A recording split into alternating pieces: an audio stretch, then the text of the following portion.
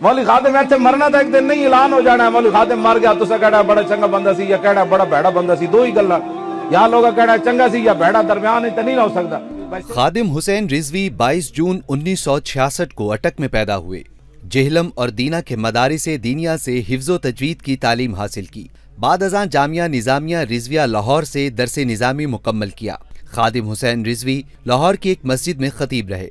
Traffic के एक हादसे में माजूर हुए, सहारे के बगैर चल नहीं सकते थे।